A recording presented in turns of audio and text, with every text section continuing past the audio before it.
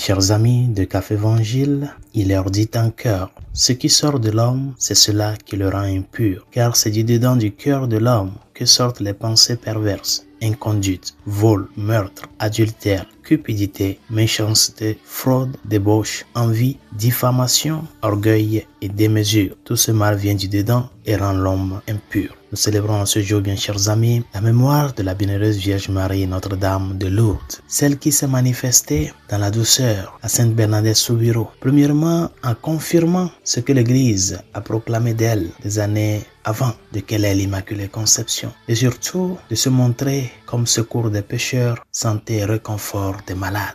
Et l'évangile que nous propose la liturgie en ce jour vient toucher un point de la vie quotidienne. C'est la question de la sincérité. La sincérité comme une vertu est appelée à être vécue à la lumière de la parole de Dieu, à la lumière de la vérité. Parce que des fois, les gens confondent ce qu'est la sincérité avec des règlements de compte personnels. Un cœur qui est sincère, chers amis, ne peut pas lancer toutes sortes d'injures et d'insultes et une fois faites, se vanter en disant que je suis très sincère, je dis ce que je pense. Les paroles que le Seigneur nous a dit aujourd'hui doivent nous amener à un examen de conscience personnel. Qui suis-je au-dedans de moi et qu'est-ce que je montre au dehors? Le cheminement de la vie implique un effort quotidien à ce que nous ne perdons pas de vue ce qui est l'essentiel. Nous ne pouvons pas nous remplir de tant d'imperfections et nous le sommes et penser au dehors que nous sommes les meilleurs. Rappelle-toi de ta petitesse dans l'humilité et demande au Seigneur de t'aider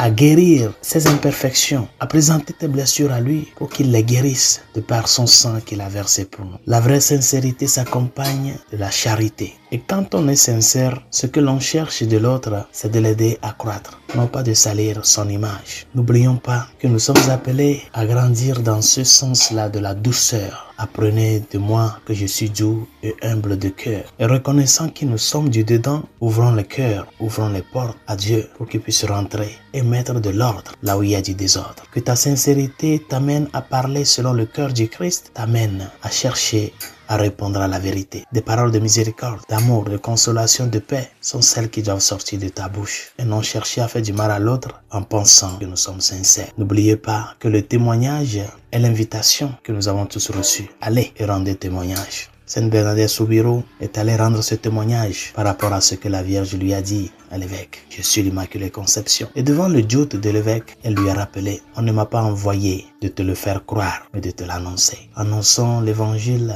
dans la réalité de la vie de tous les jours, dans cet effort quotidien de faire de notre vie un reflet de l'amour de Dieu dont nous avons fait l'expérience et nous continuons par faire l'expérience. Que lui-même soit notre guide, que la Vierge, Dame de Lourdes, tourne son regard de mère sur nous, sur les malades de nos familles, sur les maladies que nous portons spirituellement, physiquement, afin qu'elle, qui est notre mère, puisse nous manifester cette tendresse-là qui nous amène à voir à son Fils l'unique sauveur et rédempteur de l'humanité. Bonne journée, Dieu vous bénisse.